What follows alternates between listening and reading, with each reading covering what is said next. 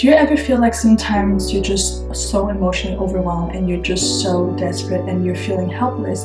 You know that inside you there's something that needs healing. You know that you have trauma that needs to be healed, and the process seems so confusing, so painful, and you just don't know where to actually start. Well, let me tell you, you are actually watching the right video, because I am about to tell you the magical healing tools of inner child work, which is one of the most effective inner work tool I've worked with so far in terms of being on this spiritual journey of healing my past. And so make sure you watch this video up until the end, because I give you practical tools in how to actually build your inner child work, how to actually do practical things to work with your inner child.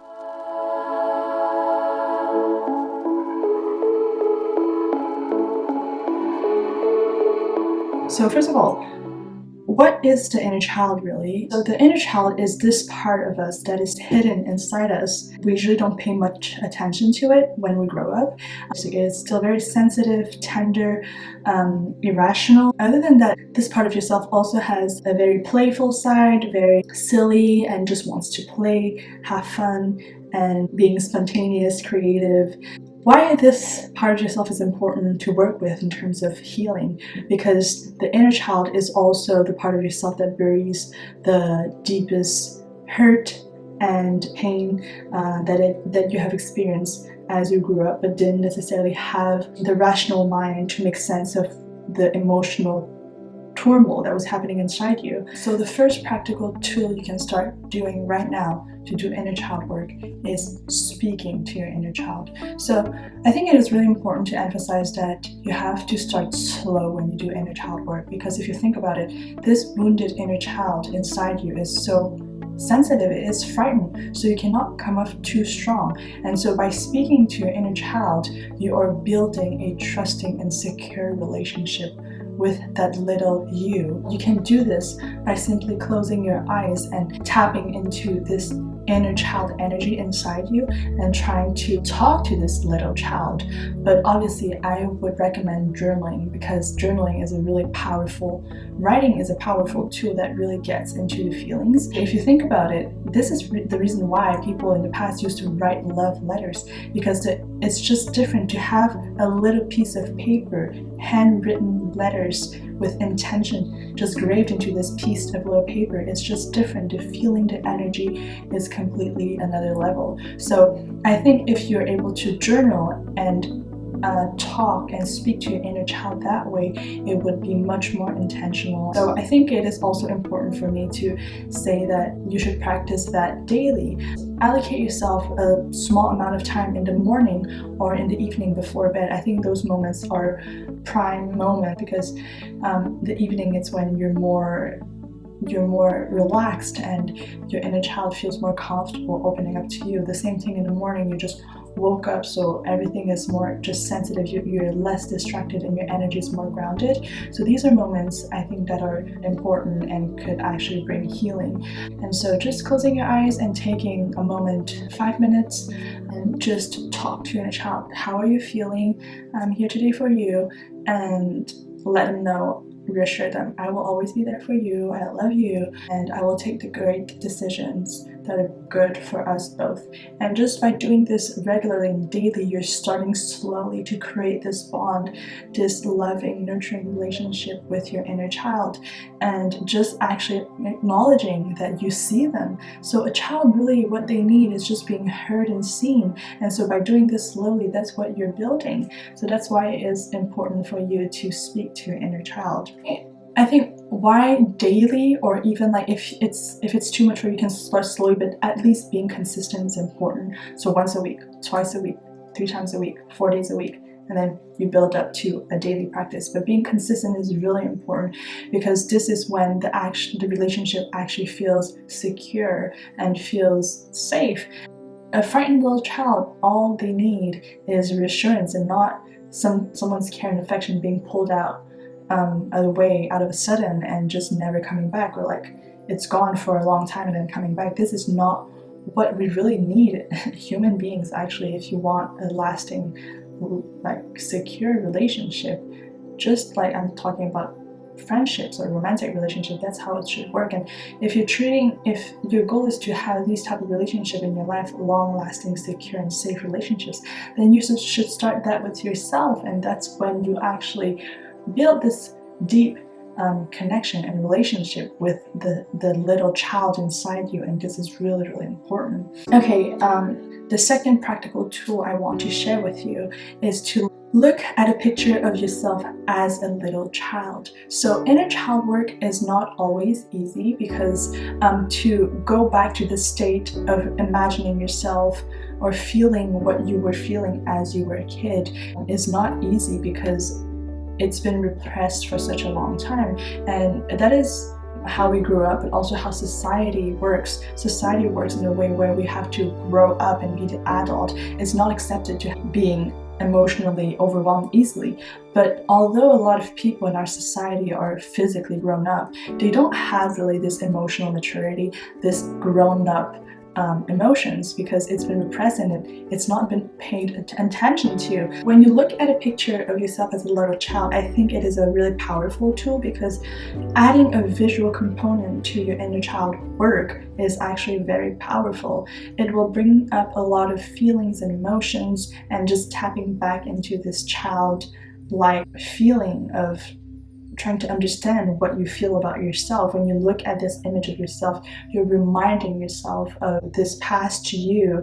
And what I recommend is, while you look at one photograph in particular and document the feelings that you're feeling, take a piece of paper, open your journal, and write down what you feel about yourself. And this exercise could also be overwhelming. If it becomes too overwhelming for you, I would recommend that you actually take a break and then come back doing those exercises when you actually feel ready. Remember that inner child work is not easy. Those exercises are meant to be hard and sometimes overwhelming, but it's the actual work that will get you to the healing that you deserve. And so different types of emotions can come up when you look at those photographs. It could be fear, anger, sadness, frustration.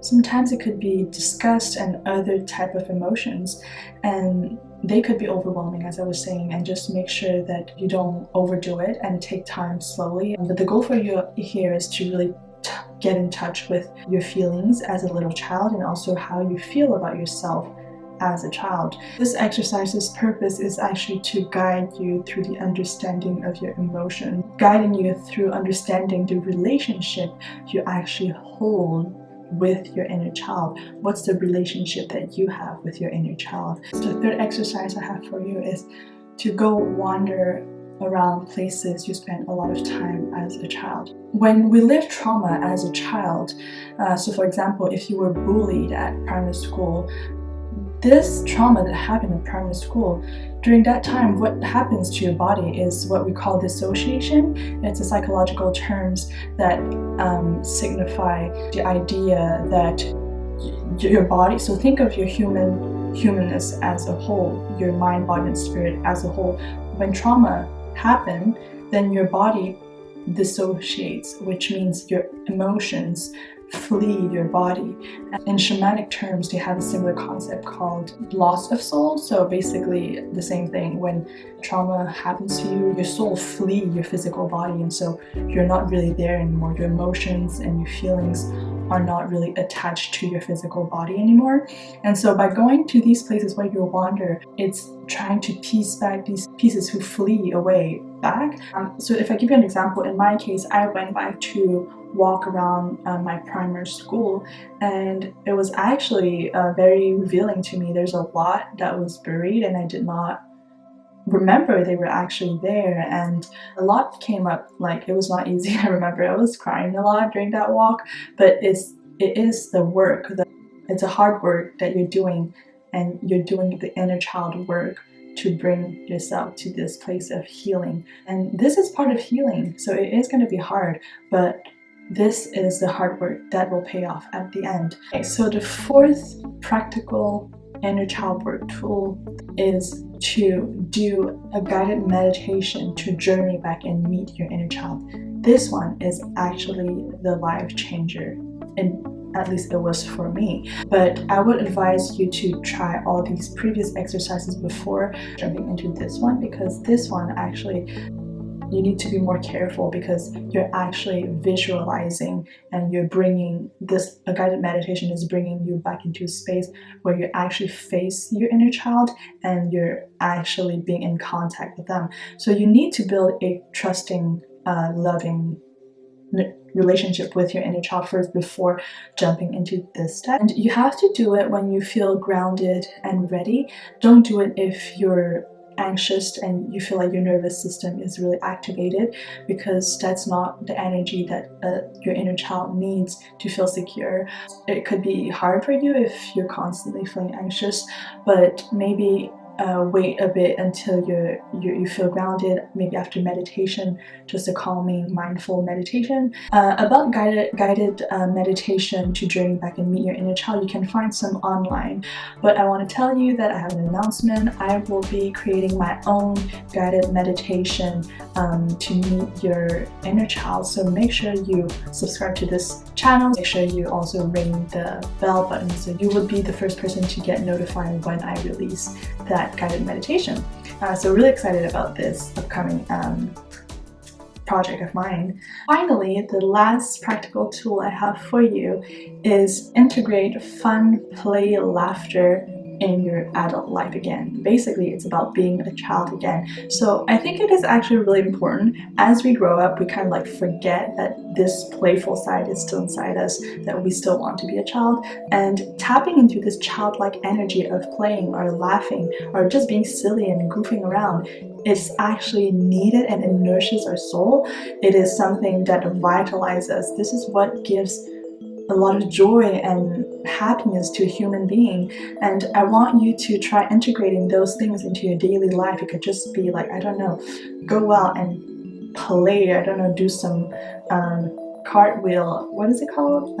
If you were like being creative, take out paintings or like watercolors or just like paper and pen and start drawing and just bringing this inner child energy of wanting to play and be creative and be spontaneous out of you again. It's just about thinking that life is not always so serious, and when you get into that energy, it feels really good. If you think about it, a child really doesn't really care about what life really is. All they care about is to play and to have fun, and this is really vital for us as an adult human being as well. Why I realized that this is one of the inner child healing tools I wanted to talk about, because I actually realized that about a year ago when I was working at a summer camp, and I was a summer camp counselor, and I had like kids of, I have about 12 to 16 kids of 5 to 6 years old, and it was my first time doing that. I remember going to summer camp as a kid and I didn't like it that much, but this summer camp I was working at is different. So I had to go live in the woods, and those kids would come and they would sleep there, as well as just being surrounded by nature, and it's less routine and you're more like connected to nature and having like all these wonderful things surrounded you.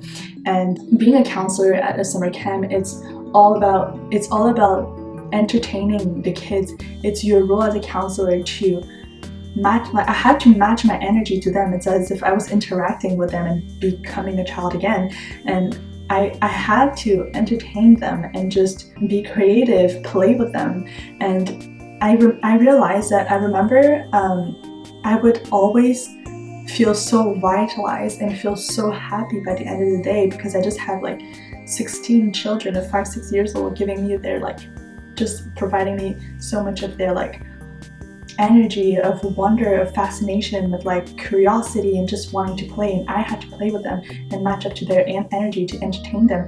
And it was just very a fun and nourishing process for me, and I learned a lot from this, and that's why I wanted to integrate this practical tool for you in this video, because it actually is healing. Children's being a child again, tapping into childlike energy, or surrounding yourself by children is actually healing. So that's it for this video. I hope you found it helpful. This video is actually very important for me. It means a lot to me, because I'm sharing the knowledge that I have gathered throughout my healing journey to help you, and I really wish and hope it could help you as much. So make sure you follow me and like this video if you find it helpful. Leave me a comment about other ideas of doing some inner child work, and I would make sure to read them all. So thank you again so much for watching, and I'll see you all very soon.